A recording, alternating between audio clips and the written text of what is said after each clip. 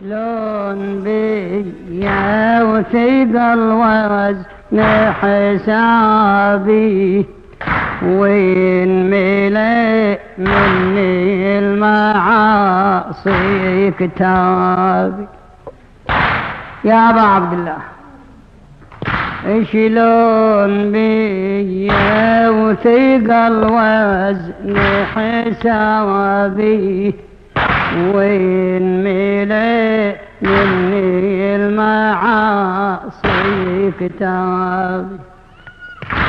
شلون بيا لو قراب مني الأجل واخذ سمعي لموت ولساني انشجل وظلت عيوني تدير على الأهل تشوف فتهل الدميع لا مصابي. إلى المرحوم السيد عبد الحسين الشرع. شلون بيا لو قراب مني الأجل واخذ سمعي لموت ويل. هذا بيت المحبة، هذا بيت الرحمة، هذا بيت النور، بيت السعادة، بيت السلام. هذا مو بيت الدود، هذا مو بيت التراب. هذا الأستاذ، هذا المعلم، هذا الموعظة. تدرس عرفان وتدرس أخلاق وتدخل دورات، تقرأ كتب حتى تتجرد. هذا هنا التجريد، هنا تتجرد من الأنا ومن الحقد من الحسد من البغي من الظلم من النظرة الضيقة للناس. هذا مكان الحنان الإلهي، هذا بيت الرحمة الإلهية، هذا بيت الحضن، حضن الرحمة الإلهية. هذا هنا. يوم من الأيام سألني أحد الشباب قال لي: كيف أتحفز على الطاعة؟ كيف بحيث أعيش حالة الطاعة المتواصلة وما أتكاسل؟ قلت له: بسيطة، أكو قاعدة أنا مطبقها بحياتي اسمها قاعدة أثث قبرك. كل صلاة تصليها، كل قيام ليل، كل صدقة، كل رحمة، كل صلة رحم، كل استغفار، كأنك توديه لقبرك بالضبط، كأنك تفرش قبرك. أثث قبرك. مثلا الصلاة تخليها على اليمين، الصيام على الشمال، الصدقة تزغرف بيها الجدران مالت اللي حتى أشوف الجدران الظلمة، الرحمة تخلي بيها جدران القبر، هذا السياج مالت القبر تخلي كله رحمة. استغفار، استغفر الله ربي وأتوب إليه، استغفر الله ربي وأتوب إليه. تستغفر وتودي الاستغفار للقبر. قل يلا روح قدامي نور قبري. تختم ختمة قرآن تقول يلا سبقيني إلى القبر، قبر ظلمة أريد ينور. صلي صلاة الليل. تعبت؟ نعم. يلا ما يخالف، القبر يراد لتأثيث.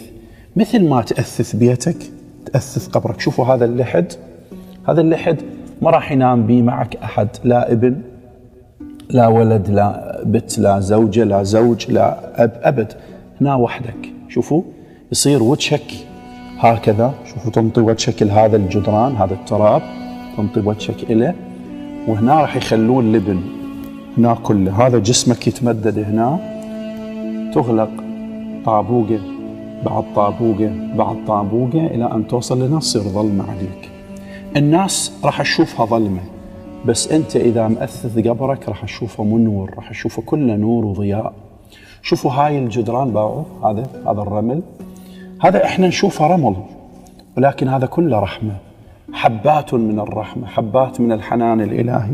يوم من الأيام كنت أدفن برجل كبير، وكان الشيخ عشيرة وإله فد احترام، فبدأ الدود يخرج من التراب ويذهب إليه. هذا الآن تلاحظون هذه الآن هذه دودة، هذا الآن انظروا إليها، هذه تنتظر الميت حتى تنقض على جسده. هذه الدودة، هذه الفارسية، هذه النملة، كيف يقدر الإنسان يدفعها؟ شوفوا الآن هذه تمشي على إيدي، أنا أقدر هذه أرميها، لكن إذا دفن الجسد هنا ما يقدر أبدا. إلا إذا حوط نفسه برحمة الله، أبدا يعيش حالة من الرحمة واللطافة. هذا أنا الآن مستعد أن أبات في هذا اللحد أيام وليالي يا أخوان. إي والله، شوفوا هذه الكاميرا، احنا مخلينا في نهاية اللحد، هذه الأقدام هناك وهنا الرأس. يصير الرأس هنا، يفتح الكفن ويخلون خده على التراب. تجي العبارة الشهيرة اللي كنا نسمعها: خلقك الله من التراب وتعود إلى التراب. شوفوا هذا الحصى، هذا الناعم، هذا إذا كان الميت مؤمن هذا راح يتحول إلى استغفار، إلى تكبير، إلى تسبيح إلهي. شوفوا هذه الحجارة كلها ستتحول إلى مسبحات. القبر ما يخوف، اللي يخوف ما قبل القبر. هنا من تندفن لا مدير يدور وراك، ولا مرور يدور مخالفات، ولا جار يؤذيك، ولا زوجة تؤذيك، ولا زوج يؤذيك، ولا ابن ما يسمع كلامك. هنا بيت السعادة، هنا بيت الحصاد. هنا ماكو واحد يدور طيحتك وزلتك وفضيحتك، ماكو واحد يحقد عليك، ماكو واحد يريد يرميك ببلاء. هنا بيت السلامة والسكينة، هنا بيت المحبة يا أخوان.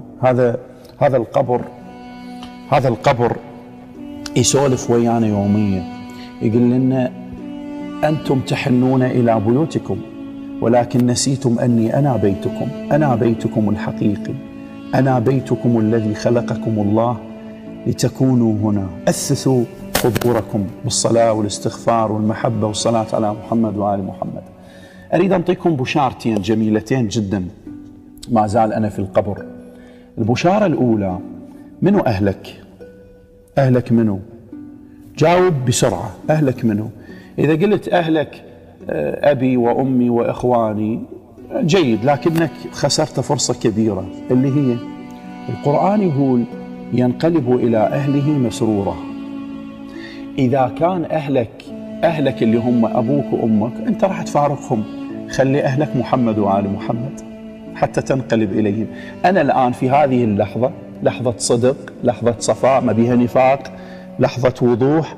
أنا الآن في هذه اللحظة أقول: اللهم إن أهلي محمد وآل محمد، سأنقلب إليهم. يعني أنت إذا أهلك محمد وآل محمد، أنت راح تروح لهم، أنت راح تروح لأهلك، أنت راح تروح إلى الحسين، إلى السجاد، إلى الباقر، إلى فاطمة الزهراء عليها السلام. هذه بشارة لكم، وهذه كلمة سر جميلة في القبر: ينقلب إلى أهله مسرورا. إذا خليت محمد وآل محمد أهلك، ما راح تحزن، راح تنقلب إليهم مسرورا. منها سأنوي أن أهلكم محمد وآل محمد. يا رب أنا أشهدك وكفى بك شهيدا، وأشهد رسلك وجميع ملائكتك وأنبيائك والصالحين والشهداء أني توليت محمدا وآل محمد واعتبرتهم أهلي، فأقلبني إليهم مسرورا. هكذا. شوفوا الآن هذه الفتحة من فوق، هذه فتحة الضوء. شقد فتحة الضوء؟ الآن إذا أحسب كم شبر إحنا عن السقف، عن التراب، مسافة طويلة. زين، هذا كم شبر؟ تقريبا شبرين. يعني ما تقدر تقلب، ما تقدر تحوس، ما تقدر تمدد رجليك كما تريد أبدا، نومة واحدة. هذا الآن شقد الضوء اللي جاي يدخل من فوق؟ شقد؟ خب هواي. إذا شوي شوي نسد اللحد راح يصير ظلمة. إذا كنت تعتمد على هذا الضوء الفوق فأنت خسران. اعتمد على قوله تعالى: الله نور السماوات والأرض ومن لم يجعل الله له من نور فما له من نور. نورك مو فوق، نورك هنا بقلبك. إذا عندك نور بقلبك راح يدخل وياك قبرك. خليني أسولف لكم سالفة جميلة جدا وعشتها ويا أحد أصدقائي. عندنا مسجد اسمه مسجد سيد الشهداء في محافظة ما، كنا نصلي فيه عندما كنا شبابا. هذا المسجد بزمن صدام الناس فقراء مو مثل الآن، فاحترق القلوب اللي بالحوش مالت المسجد اللي يدخل على المسجد على الكيشوانية. احترق القلوب قبل، مو مثل هسه الناس تتبرع، فقراء الناس زمن صدام لعنة الله عليه. اكو واحد اسمه ابو علي ابن صديقنا مهندس علي. هذا ابو علي اشترى قلوب وعلقه بالحوش مالت المسجد، فنور دوما نقول له رحم الله والديك ابو علي، جزاك الله خير خليتنا نشوف. توفى ابو علي، الله على ما اقول شهيد، ابنه يسولف لي، يلا هاي بشاره لكم. يقول سيد اول 3 ليالي شفته بالمنام كان قاعد بهذا القبر، هيك قاعد، هيك شلون قاعد، وقبره منور يعني بيه ضوء. قلت له بابا شلونك؟ قال هات تشوف الحمد لله بخير. قلت له شو قبرك منور؟ قال لي ابويا هذا القلوب لعلك بالجامع. يقول والله يا سيد رفعت رأسي إلى أعلى اللحد هنا فرأيت نفس القلوب اللي اشتراه أبويا معلق بقبره. الله لا يضيع أجر عامل من ذكر أو أنثى، هذا الله. بالدنيا اللي تشكره يدفرك ممكن، اللي تذكره ينساك ممكن، اللي تنطيه يهملك ممكن، إلا الله كل شيء ستجده هنا. أثثوا قبوركم بويا، لا تظلمون تلقون الظلم قدامكم عقارب، لا تبخسون حق الناس تلقونه قدامكم. هذا القبر أنا الآن جالس في اللحد، إذا انهدم علي اللحد أموت، ولكن الإنسان إذا دفن في هذا اللحد وعنده ذنوب ومعاصي شلون بيه؟ اللي ماكل حقوق الناس شلون بيه؟ بس الرمل، بس رمل، هذا القبر بس رمل. أحد العلماء جاء واحد قال له مولانا أنا أبوي عزيز علي. قال له نعم. قال له أريد أفرش له فراش بالقبر، يعني خلي له فد فراش هيك بطانية كذا ما يهون لي ينام على القاع. قال له سبحان الله، أو أنت أرحم به من الله؟ الله خلاله تراب ويساده وأنت أرحم به من الله؟ على التراب مولانا، على التراب، ما بينك وبين التراب إلا كفن. لأن الإحصائيات يتحولن إلى استغفار إذا عندك علاقة بالله. أسعد اللحظات والله وبالله أسعد اللحظات لحظة الدخول إلى القبر. إذا كنت من المؤمنين راح تشعر أنك كنت ميت وأحياك الله، كنت ميت ومن دخلت إلى القبر أحياك الله. هذا اللحد، هذا عملك، هذا بيتك، هاي النهاية الجميلة. هنا بيت الرحمة، هنا بيت الحنان، هنا بيت المودة، هنا بيت الرأفة، هنا بيت اللطف، هنا بيت المغفرة، هنا بيت الستر، هنا بيت العفاف، هنا بيت النقاء، هنا بيت المحبة، هنا بيت محمد وآل محمد.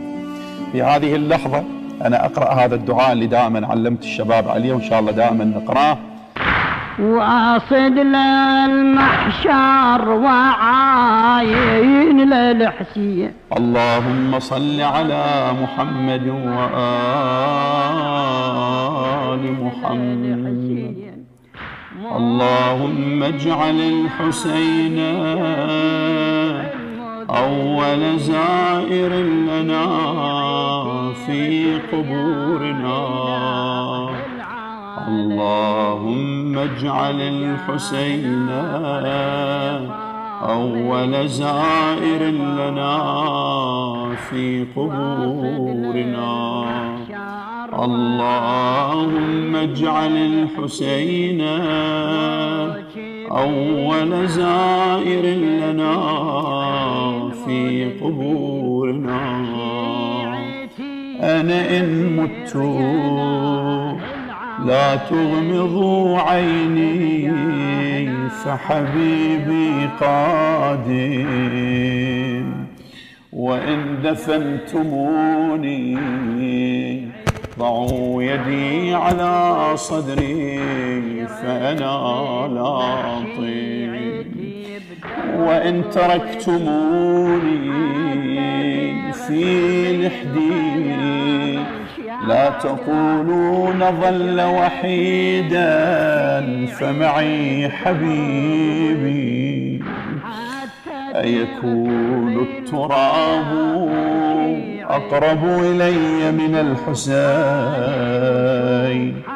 أيكون الدود أقرب إلي من رحمة الحسين؟ يجين الحسين، يجين الحسين، يجين الحسين. هلا بالزار وزرته، هلا بالما نساني،